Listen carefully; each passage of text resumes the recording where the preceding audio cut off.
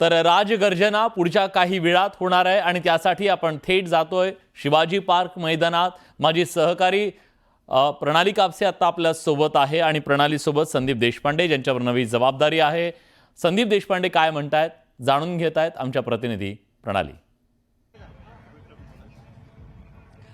गुढीपाडव्याचा आज मेळावा आहे आणि यावेळेचं वेगळेपण असं आहे की पहिल्यांदाच मुंबई शहर अध्यक्ष मनसेला देण्यात आले। मनसेनं मध्यंतरी आपल्या कार्यकारिणीमध्ये बदल केला, संरचनात्मक बदलांमध्ये त्यांनी संदीप देशपांडे यांना मुंबईचं शहर अध्यक्ष केलंय। त्या अर्थी सुद्धा हा मेळावा त्यांच्यासाठी वेगळा आहे, कारण मुंबई अध्यक्ष म्हणून पहिल्यांदाच तुम्ही हा मेळाव्याचं आयोजन नियोजन आणि बाकी सगळ्या गोष्टी करताय। काय अपेक्षा आहे आज राज ठाकरेंच्या भाषणातून, कारण तब्बल विधानसभेच्या भाषणानंतर म्हणजे विधानसभेमध्ये प्रचारार्थ केलेल्या भाषणानंतरची पहिली ही जाहीर मोठी सभा असेल। निश्चित आणि गुढीपाडव्याची सभा ही सर्व महाराष्ट्र सैनिकांसाठी विशेष असते, माझ्यासाठी तर अतिविशेष आहे। आणि सगळ्या महाराष्ट्र सैनिकांना उत्सुकता आहे की राजसाहेब काय बोलणार। मला असं वाटतं आज ज्या पद्धतीची परिस्थिती महाराष्ट्रामध्ये आहे, म्हणजे खऱ्या विषयांवर बोलण्यापेक्षा फेक विषयांवर बोलण्याची जास्ती पद्धत अवलंबली गेलेली आहे। आज खरे विषय जनतेसमोर राजसाहेब आणतील अशी आम्हाला सगळ्यांना अपेक्षा आहे। परंतु आजच्या मेळाव्यावर सुद्धा तुमचे मित्र संजय राऊत यांनी टीका करणं सोडलेलं नाहीये। मनसे म्हणजे भाजपचाच मित्रपक्ष आहे, म्हणजे काही पक्षांना ते बी टीम म्हणतात, पण तुम्हाला मित्रपक्ष किमान म्हटलेलं आहे। काय आपली यावर प्रतिक्रिया आहे? संजय राऊत पण मित्र आहेत आमच्या पुस्तक प्रदर्शनाला पण ते येतात नक्की। परंतु तरी सुद्धा बऱ्याच भागातनं आज महाराष्ट्रभरातनं लोक आलेली आहेत।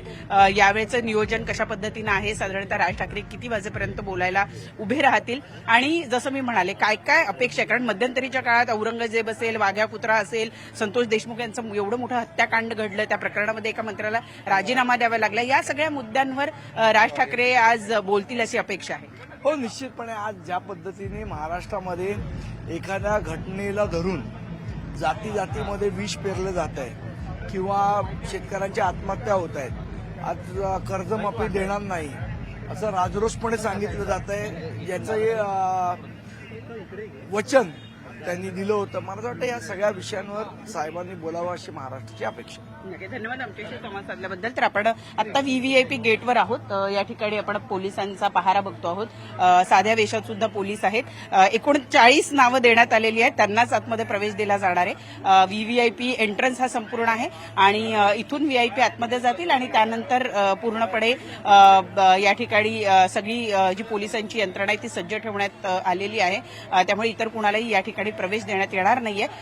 साधारणपणे जी माहिती मिळते 7:15 ते 7:30च्या दरम्यान मनसे अध्यक्ष हे इथे पोहोचतील आणि त्यांच्या भाषणाला सुरुवात होईल। धन्यवाद प्रणाली, तुम्ही दिलेल्या सगळ्या सविस्तर माहितीबद्दल। आणि सगळ्या महाराष्ट्राची नजर असेल ती राज ठाकरेंच्या त्या गर्जनेकडे, जिथून आज या मेळाव्याच्या माध्यमातून ते आपल्या महाराष्ट्र सैनिकांना तर संबोधित करणारच आहेत, पण सद्यस्थितीतलं महाराष्ट्राचं जे राजकारण आहे, महाराष्ट्रातली जी सामाजिक परिस्थिती आहे, विविध मुद्दे आहेत, त्याच्याबद्दल राज ठाकरे नेमकं काय बोलतात याकडे सगळ्यांचं लक्ष असणार आहे। शिवाजी पार्क मैदानात मनसेचा गुढीपाडवा मेळावा होतोय आणि या मेळाव्यासाठी राज्यभरातून मनसैनिक शिवाजी पार्कमध्ये पोहोचतायत। गुढीपाडवा मेळाव्यासाठी शिवाजी पार्कात जय्यत तयारी करण्यात आली आहे। यासाठी भव्य व्यासपीठ उभारण्यात आलंय। गेल्या काही दिवसांपासून सुरू असलेल्या राज्यातल्या राजकीय परिस्थितीवर राज ठाकरे काय भाष्य करतात याकडे सगळ्यांचं लक्ष आहे। स्वाभाविकच औरंगजेबाची कबर, भोंगे, मराठी अस्मितेचा मुद्दा आहे, महापालिका निवडणुका आहेत, नागपूर हिंसाचार आहे, त्यानंतर महापुरुषांचा अवमान असेल, असे कितीतरी मुद्दे आहेत ज्याच्याबद्दल राज ठाकरेंचं भाष्य काय असेल याची उत्सुकता आहे। आणि राज ठाकरे आपल्या खास शैलीत या सगळ्या मुद्द्यांचा कसा समाचार घेतात, सत्ताधारी विरोधक यांच्यावरती ते नेमकं काय बोलतात याची उत्सुकता केवळ मनसैनिकांना नाही तर महाराष्ट्र जनांना सुद्धा आहे। राज ठाकरे आपली भूमिका आजच्या या मेळाव्याच्या माध्यमातून स्पष्ट करतील आणि त्यांची पुढची नेमकी पक्षाची रणनीती काय असणार आहे, कारण पुढच्या काही दिवसांमध्ये त्यांना महानगरपालिका निवडणुकांना सामोरं जायचं आहे। काही दिवसापूर्वी झालेल्या लोकसभा आणि त्यापाठोपाठ आलेल्या विधानसभा निवडणुका याच्यात मनसेला सपाटून मार खावा लागला। मनसेला एक प्रचंड मोठं अपयश पचवावं लागलेलं आहे आणि त्यातून कार्यकर्त्यांना पुन्हा उभारी देण्याचा त्यांचा प्रयत्न असेल. कार्यकर्त्यांचं काय म्हणणं आहे, कार्यकर्ते कसं पाहतायत या मेळाव्याकडे, आम्ही जाणून घेतलं. ऐकूया. जसं साहेबांनी जेव्हा मेळाव्यामध्ये बोलले ना, आपलं पदाधिकारी मेळावा, त्याच्यात बोललेले आहे की जे आताचं जे राजकारण चाललंय ते गलिच्छ राजकारण चाललेलं आहे आणि जे बोलेल ते मी डायरेक्ट शिवतीर्थावर बोलणार. त्याचीच आम्ही वाट बघत आहे की साहेब काहीतरी आदेश द्यावा आणि त्या आदेशाचे आम्ही तंतोतंत पालन करणार. जेव्हा साहेबांनी आदेश दिलेला आहे ना, आम्ही तो आदेशाचं पालन केलेलं आहे. तेव्हा ते जेव्हा घुसखोरांसाठी बोललेलं आहे तेव्हा आम्ही शोधून त्यांच्यावर कारवाई केलेली आहे. बांगलादेशीवर त्यावेळी पण साहेबांनी मुद्दा उचललेला. राज्यामध्ये असंख्य मुद्दे आहेत ज्या मुद्द्यावर राजसाहेब व्यक्त होतील असं प्रत्येकालाच वाटतंय, पण त्याच्यामध्ये आता साहेब ज्या मुद्द्यावर बोलतील ते काय ठराविक मुद्द्यावर बोलतील आणि ते स्पष्ट बोलतील. महाराष्ट्रातील जनतेला ते स्पष्टपणाने सांगतील की काय पुढचे काय विषय आहे, आमच्या पक्षाची त्या संदर्भात काय भूमिका असेल, या सर्व भूमिका राजसाहेब मांडतील याच्या मार्फत. दरम्यान गुढीपाडवा मेळाव्याच्या पार्श्वभूमीवर मनसेकडून एक नवा टीजर सोशल मीडियावर शेअर करण्यात आलाय. आपण बघूया.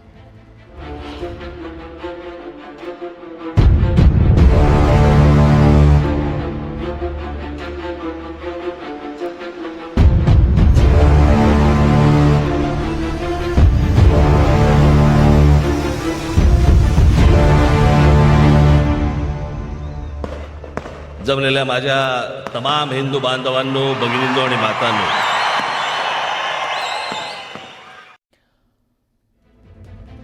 गुढीपाडव्यानिमित्तानं महाराष्ट्र नवनिर्माण सेनेचा पाडवा मेळावा होतोय. दरवर्षीप्रमाणे यंदाही मनसेचा गुढीपाडवा मेळावा शिवाजी पार्क मैदानावर पार पडणार आहे. मनसे अध्यक्ष राज ठाकरे या मेळाव्याच्या निमित्तानं मनसैनिकांशी संवाद साधणार आहे. त्यामुळे राज ठाकरे काय बोलणार याकडे सगळ्यांचं लक्ष लागलं.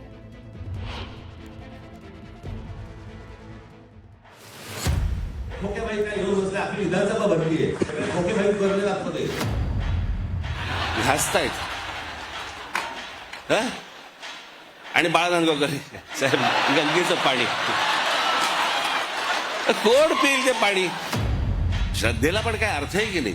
एक नदी या देशामधली स्वच्छ नाहीये. आत्ताचे जे राजकीय फेरीवाले आलेत ना, असे फेरीवाले माझ्या पक्षात नाही, आपल्या पक्षात नाही आहेत. आज या फुटपाथवर तिकडनं कोणी डोळा मारला की त्या फुटपाथवर ही महाराष्ट्राचा जो चिखल झालेला आहे आणि तो निव्वळ फक्त राजकारणासाठी आणि राजकीय फक्त मतं मिळण्यासाठी म्हणून तुमची आपापसात डोकी फोडून घेतायत.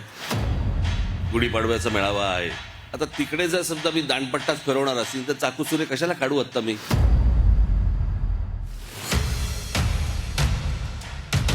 मागील काही दिवसांमधील राज ठाकरेंची ही विधानं.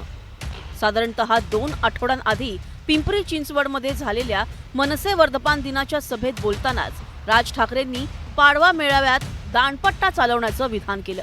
त्यामुळे आता राज ठाकरे मनसेच्या पाडवा मेळाव्यात नेमकं काय बोलतात याची सर्वांनाच उत्सुकता लागली. मनसेची हिंदुत्वाची भूमिका, मराठी अस्मिता, सध्याच्या राजकीय पक्षाच्या भूमिका, नागपूर दंगल, महापुरुषांचा अवमान प्रकरण, औरंगजेब कबर, मराठी आणि इतर भाषिक वाद अशा अनेक प्रश्नांवर राज ठाकरे बोलण्याची शक्यता आहे. या संदर्भातच पक्षांतर्गत कार्यकारिणीमध्ये केलेले बदल आणि पुढील राजकीय भूमिका नेमकी मनसे पक्षाची काय असणार यावर सुद्धा राज ठाकरे भाष्य करणार असल्याचं सांगितलं जात आहे.